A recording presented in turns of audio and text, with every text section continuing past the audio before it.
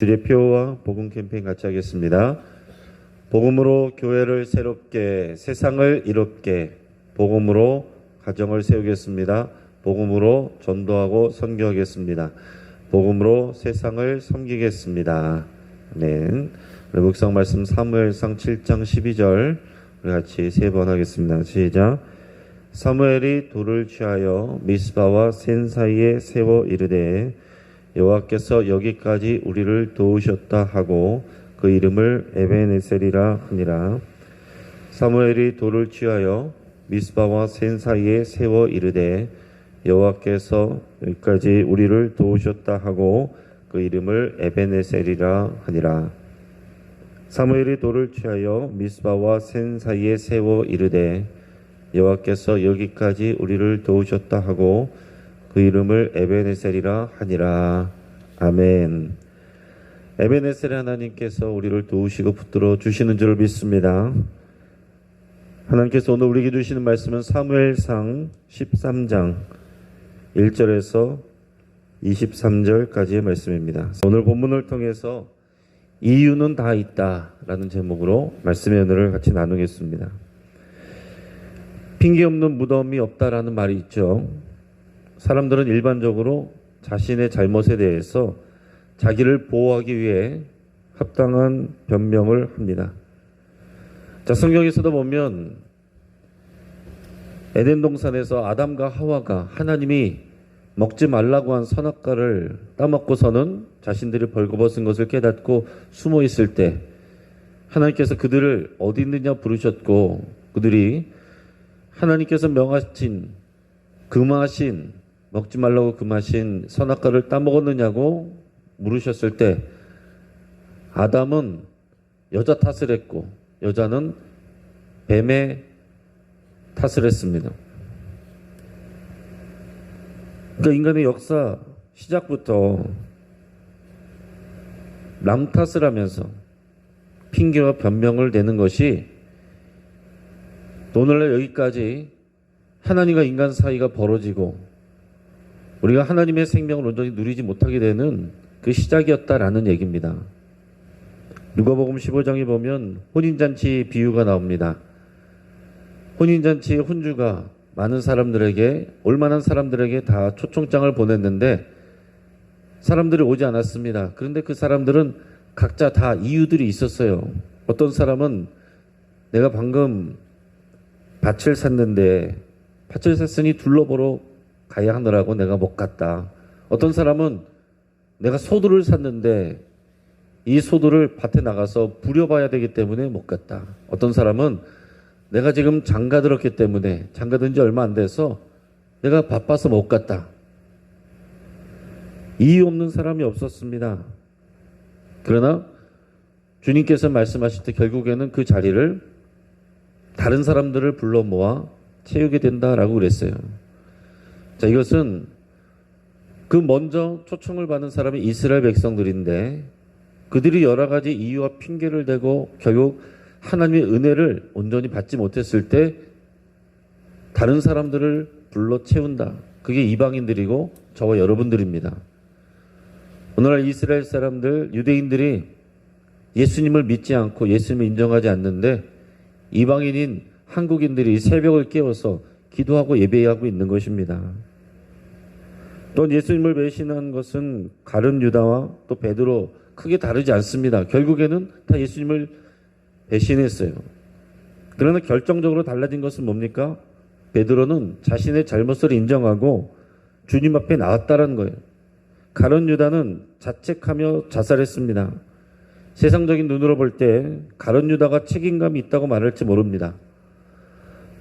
하지만 주님 앞에 나가는 사람에게 필요한 것은요, 자기 자신을 책임지는 것이 아니라 그럴 만한 사정을 설명하는 것도 아니라 부끄러운 나의 모습, 연약한 나의 모습, 있는 모습 그대로 나가서 또 주님의 자비와 은혜를 구하는 태도가 우리를 살게 하는 것입니다.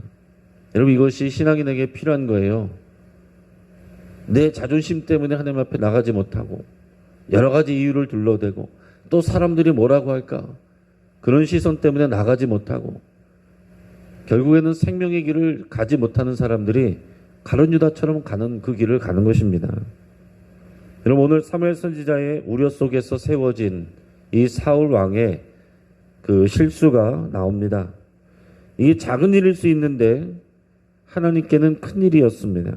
하나님 대신에 백성을 다스리는 이스라엘 왕은 철저하게 하나님 앞에 순종하고 하나님을 의지하고 신뢰해야 됩니다. 하지만 사울은 작은 차이로 그 선을 넘어버렸습니다. 여러분, 이것이 나와 상관없는 옛날 이야기, 다른 나라 이야기가 아니라 오늘 우리 시대에 살아가는 우리들의 이야기가 됩니다. 우리 삶에도 이런 부분이 없는지 잘 생각하시면서 오늘 말씀을 묵상할 수 있기를 바랍니다. 자, 사울이 왕으로 있을 때 나라에 큰 위기가 닥쳐왔습니다. 오늘 본문 1절 말씀을 우리 먼저 읽겠습니다. 사울이 왕이 될 때에 40세라. 그가 이스라엘을 다스린 지 2년에. 자, 먼저 이게 언제 이런 일이 일어났는지를 보여주고 있는데 우리 성경을 보면 사울이 왕이 될 때에 40세라. 그가 이스라엘을 다스린 지 2년에. 자, 그러면 이 내용을 우리는 보면 그냥 그렇게 생각을 하지만 히브리 본문을 보면 사울이 왕이 되었을 때 나이가 나와 있지 않습니다. 근데 우리 한글 성경에는 40세라고 되어 있죠. 원래 나와 있는 히브리 본문을 이 앞부분을 지적하면 사울이 왕이 될 때 40세라고 되어 있지 않고 사울이 아들의 해에 왕이 되었다 이렇게만 되어 있어요.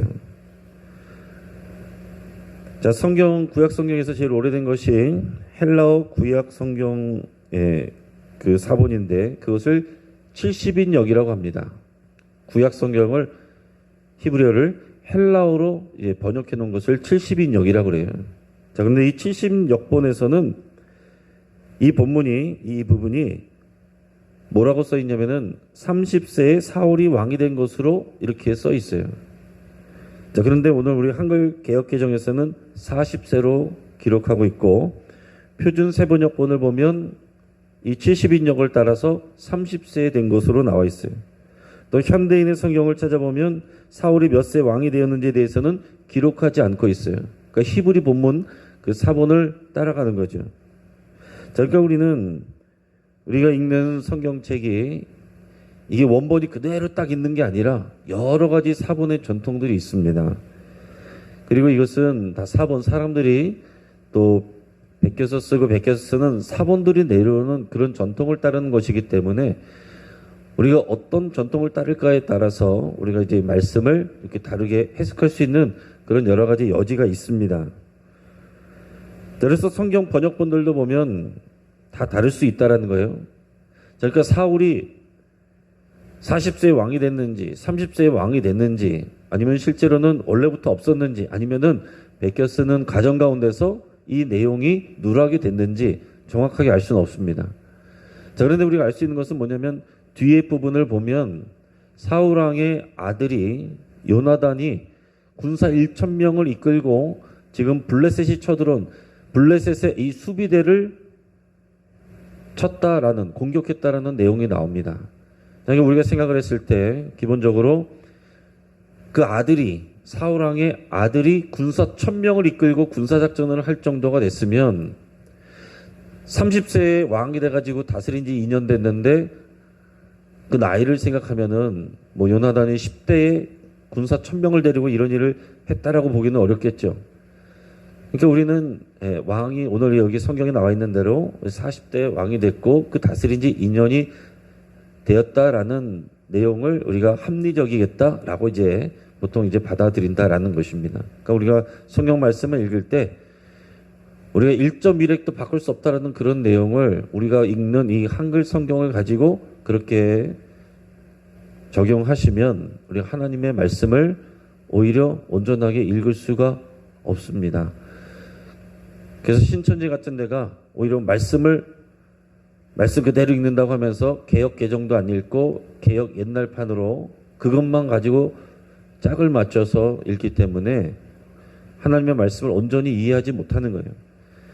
그러니까 오늘 그런 것들을 여러분들 기억을 하시면서 중요한 것은 뭐냐? 그 사울이 왕이 된 지 얼마 되지 않았을 때라는 거예요. 근데 사울의 아들 요나단이 군사 1000명을 이끌고 이 사울 왕이 시킨 거죠. 군사 3000 정예군을 모았다라는 거예요. 그 중에서 2000명은 사울이 자기와 함께 있게 하고 1000명은 자기 아들 요나단에게 주어서 이 블레셋 군대를 치게 했는데 그 블레셋 군대는 지금 전면전을 한 건 아니다라고 보여지는 것입니다. 3000명을 가지고 블레셋 군대와 싸운다는 건 말이 안 되는 거예요. 그러니까 이스라엘 영내에 주둔하고 있는 그런 블레셋 군대들, 자녀 군대들을 공격했다라고 볼 수가 있어요.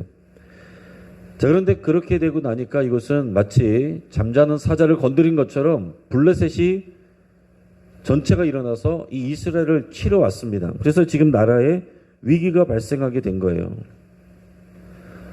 자, 그래서 오늘 성경에서 뭐라고 되어 있냐면 블레셋 군대가 이스라엘과 싸우려고 모이게 되었는데 얼마나 모였냐? 우리 5절에서 7절까지 말씀을 같이 읽어보겠습니다. 블레셋 사람들이 이스라엘과 싸우려고 모였는데 병거가 3만이요 마병이 6,000명이요 백성은 해변에 모래같이 많더라. 그들이 올라와 베다웬 동쪽 믹마스에 진침해 이스라엘 사람들이 위급함을 보고 절박하여 굴과 수풀과 바위 틈과 은밀한 곳에 웅덩이에 숨으며 어떤 히브리 사람들은 요단을 건너 갓과 길르앗 땅으로 가되 사울은 아직 길갈에 있고 그들을 따른 모든 백성은 떨더라. 자, 블레셋 군대가 쳐들어왔는데 지금 저 앞에 진치고 있어요. 그런데 그들의 병거만 3만 개라고 그랬어요. 자, 병거만 3만 개고 마병이 6,000명이다. 보병은 여기 기록도 하지 않고 있어요. 보병은 해변에 모래같이 많았다라고 이렇게 기록을 하고 있습니다.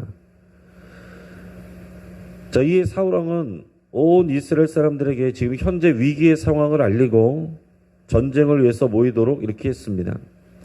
하지만 현실적인 이 열세의 상황을 보고 백성들이 모이기는 했는데 지금 블레셋 사람들이 진쳐 있는 해변에 모래와 같이 많은 그렇게 수많은 그 병력들을 적의 병력들을 보고서 이 사람들이 기가 죽어버렸습니다. 그래서 두려워 떨면서 여기저기 굴과 수풀과 바위 틈에 은밀한 곳과 웅덩이에 다 숨었다라고 그랬어요. 두려워 떨면서 숨어있는 그런 상황이다라는 것입니다.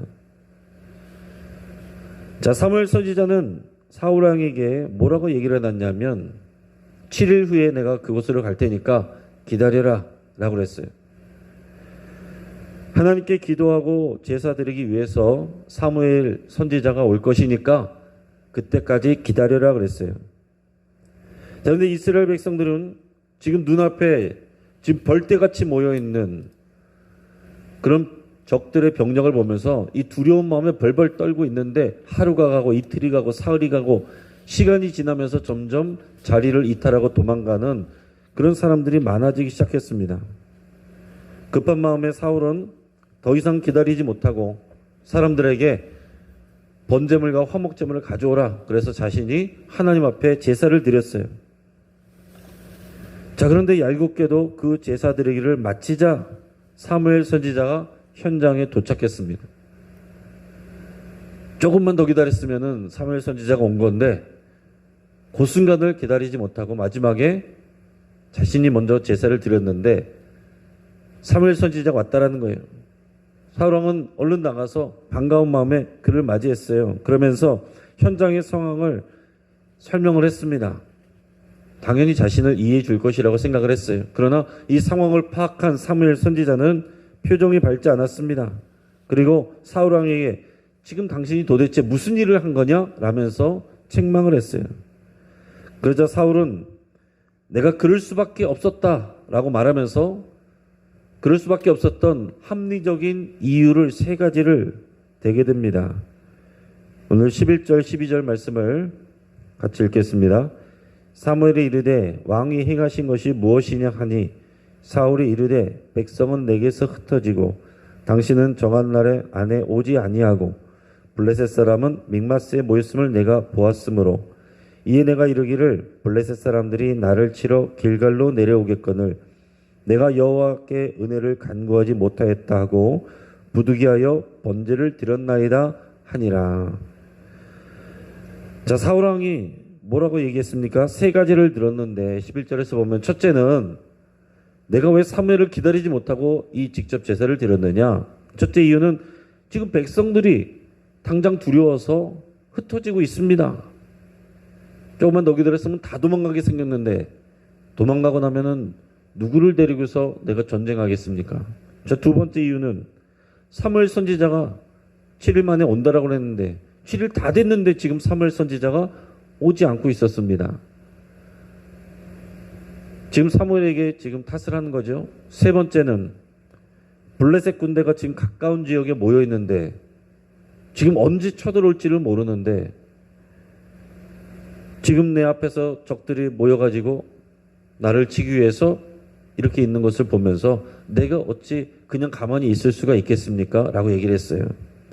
자, 이런 이유를 대면서 사울왕 자신이 뭐라고 그랬냐면은 부득이하여 번제를 제사를 내가 드렸다라고 그랬어요.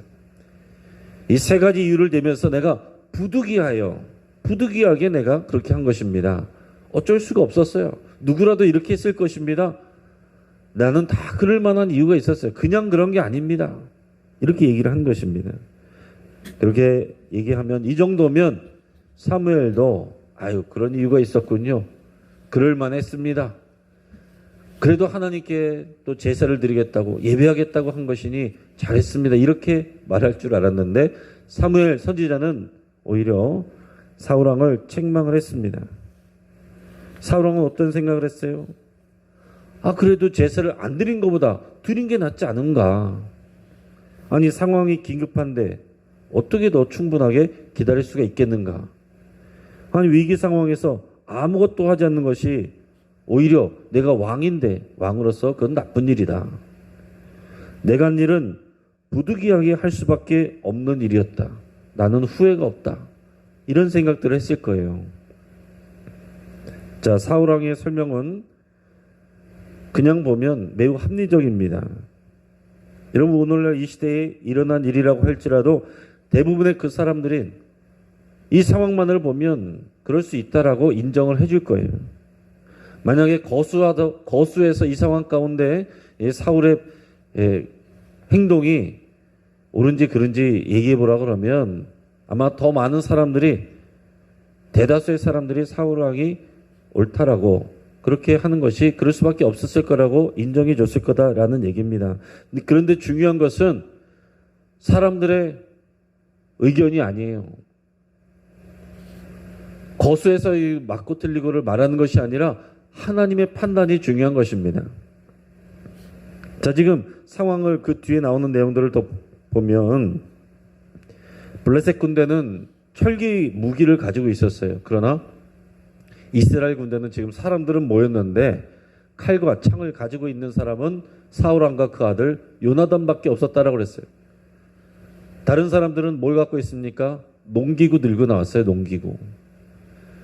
평상시에도 이런 농사기구들 도구를 만들든지 수리하든지 하려면은 그 자기들 안에는 이 철기 문화와 또 그것을 다루는 대장장이가 없었기 때문에 블레셋 사람들에게 가서 그것을 부탁을 해야 되는 상황들이었습니다. 근데 블레셋 사람들이 평상시에 그들에게 무기를 만들어주지 않았어요. 위험하게 될 수 있으니까. 자, 이렇게 철저하게 불리한 상황에서 위기가 눈앞에 닥쳐 있는데 사울은 왕이고 가만히 있으란 말입니까? 이렇게 얘기할 수 있겠죠. 항거할 수 있겠죠. 그러나 이런 상황에 대해서 사무엘 선지자는 대번에 사울왕을 책망을 합니다. 13절 14절 말씀을 같이 읽겠습니다. 사무엘이 사울에게 이르되 왕이 망령되이 행하였도다. 왕이 왕의 하나님 여호와께서 왕에게 내리신 명령을 지키지 아니했도다. 그리하였더라면 여호와께서 이스라엘 위에 왕의 나라를 영원히 세우셨을 것이거늘 지금은 왕의 나라가 길지 못할 것이라. 여호와께서 왕에게 명령하신 바를 왕이 지키지 아니했으므로 여호와께서 그의 마음에 맞는 사람을 구하여 여호와께서 그를 그의 백성의 지도자로 삼으셨느니라 하고. 아멘. 사무엘은 사울왕의 행동을 망령된 일이라고 이렇게 정의 내렸습니다. 하나님께서 세우신 왕에게 철저하게 하나님께 순종하고 하나님을 의지해야 되는데, 하나님을 신뢰해야 되는데 그러지 않았다라는 거예요. 일반 백성이라면 또 모르는데 사울은 왕입니다. 그 왕은 리더이고 그의 결정 하나가 모든 백성에게 영향을 미치는 것입니다. 그래서 앞에서 사무엘이 고별 설교에서 그렇게 경고까지 해가면서 왕이 하나가 잘못하면 모든 백성에게 그 피해가 갈 수 있기 때문에 그것을 권면하고 또 미리 경고하고 그런 일들을 했던 거예요. 그런데 그런 염려처럼 왕으로서 다스린 지 얼마 되지 않은 그 상황에서 사울왕이 이렇게 한 것입니다. 전쟁은요, 사람들의 군사력에 달려 있는 것이 아니라 하나님의 손에 달려 있습니다. 여러분, 오늘날 우리도 이것을 믿고 고백해야 됩니다. 우리에게 두려움이 있어요. 내가 빨리 이것을 안 하면 어떡하는가? 남들 다 저렇게 하는데 나 가만히 있으면 어떻게 하는가? 믿지 않는 사람들 여러분 보면서 이해를 못해요. 지금 이 시간에, 이 새벽 시간에 깨어서 뭘 하느냐? 지금 바쁜 시간에, 지금 코로나 상황에 굳이 꼭 모여서 그 교회 가서 뭘 하는 거냐? 꼭 그렇게만 해야 되느냐? 꼭 그렇게만 해야 하나님이 예배를 받으시느냐? 기도를 받으시느냐? 다양한 여러 이야기들이 우리 안에서도 올라오고 주변에서도 얘기가 들리게 되는 거예요. 그러나 그런 모든 상황 가운데 우리를 지키는 것은 과학도 아니고 백신도 아니고 의료진도 아니고 정부 관료들도 아니고 마스크도 아니고 하나님이 우리를 지키시는 것이고 또 우리의 생명을 주관하신 것은 육신의 생명을 넘어서 영생을 주관하신 것은 우리 하나님이시다라는 것을 믿는 그 믿음이 우리에게 있어야 되고 그 믿음은 머리로만 믿는 것이 아니라 우리 삶에 우리가 행하는 모든 선택을 통해서 그 믿음이 나타난다라는 것을 우리는 생각을 해야 됩니다. 만약 우리가 사울왕의 처지라면 어떻게 했을 것 같습니까? 오늘 그것을 우리에게 적용하여 묵상할 수 있길 바라요. 오늘 이 시대에 자녀들이 시험 기간에 학원을 가야 될지 주일 예배나 수련회를 가야 될지 결정해야 된다면 여러분들이 부모님으로서 뭐라고 말씀하셨습니까? 뭐라고 말씀하시겠어요? 주일에 중요한 회사 바이어와의 만남이 잡히게 된다면 여러분 어떤 결정을 하시겠습니까? 이제 말씀을 정리합니다. 신앙은 단지 하나님의 존재를 믿는 정도가 아니라 살아서 역사하시는 우리의 왕으로 믿고 신뢰하는 것을 의미합니다. 사람들은 많은 순간에 선택의 기로에 서게 돼요. 하나님을 신뢰하고 의지하며 순종하는 데에는 많은 희생과 결단이 필요합니다. 당장 현실 속에서는 손해보는 것을 감수하는 게 필요해요. 그게 믿음입니다. 머리로만 믿고 삶은 분리되어 있는 것이 믿음이 아니다라는 거예요. 자신의 이익과 판단을 의지하게 되면 결국에는 하나님께 순종하지 못하게 되는 일들이 생기게 됩니다. 사람들은 누구나 자신이 믿음으로 살지 못하는 이유를 다 댈 수 있어요. 그럴 수밖에 없는, 부득이하게 그럴 수밖에 없었던 이유를 다 댈 수 있습니다. 아무리 객관적이고 합리적인 이유라고 할지라도 하나님 앞에서는 핑계가 되고 변명이 될 수밖에 없다는 것을 여러분 우리가 생각할 수 있길 바랍니다. 그러나 하나님께서 모든 사람들에게 다 똑같이 적용하시는 건 아니에요. 지금 이렇게까지 하시는 것은 사울이 왕이기 때문에, 리더이기 때문에 그런 것입니다. 지금 이 자리를 지키지 않고 떠나간 사람들, 재물을 갖다 준 사람들, 그들을 하나님께서 탓하신 게 아닙니다. 왕으로 서 있는 사울을 하나님께서 책망하시는 거예요. 하나님은 우리의 큰 실수도 용납하시는 분이십니다. 그러나 우리가 누군가의 리더로서 서게 되는데 그 책임에 있어서는 하나님께서 또 우리에게 더 높은 수준으로 판단하시고 말씀하실 수 있다라는 얘기입니다. 새로운 새가족에게 대하는 하나님의 기준과 중직자들에게 대하는 기준과 목회자들에게 대하는 기준이 다른 것입니다.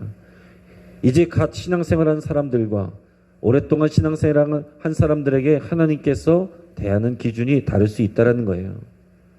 오늘 나 개인의 삶을 사는 것과 내가 누군가의 리더로서 행동하고 말하는 것에 대한 판단은 그 기준이 다를 수 있는 것입니다.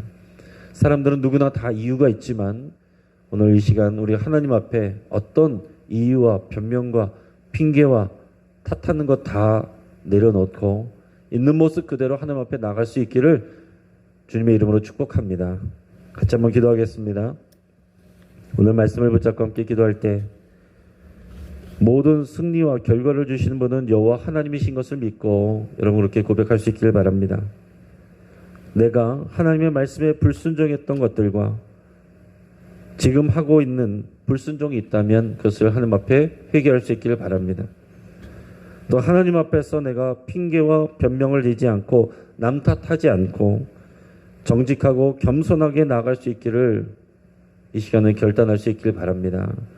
내가 책임지려는 것도 하나님 앞에서 불필요한 행동입니다. 오히려 있는 모습 그대로 두 손 들고 하나님의 도우심을 구하며 나가는 것이 오늘 이 시간 우리에게 필요한 일입니다. 우리 가정을 위해서 기도할 때 우리가 가족들에게 선한 영향력을 미치는 믿음의 리더가 되기로 위해서 여러분 결단하면서 기도할 수 있기를 바랍니다. 우리 가정이 믿음의 가정으로 세워지기를 위해서 기도하시겠습니다. 또 오늘 금요 기도를 위해서 하나님의 은혜를 부어주시기를 위해서 함께 기도하고 마지막으로 우리 교회 학교의 모든 학생들 또 그들의 젊은 부모님들 또 많은 염려로 인해서 예배를 회복하지 못하고 있는 분들 위해서 우리 같이 기도하시고 또 모든 하나님의 자녀 백성들이 하나님 앞에서 온전한 믿음과 예배와 기도를 회복할 수 있기를 위해서 함께 기도하겠습니다. 주여 한번 부르짖고 합심해서 함께 기도합니다. 주여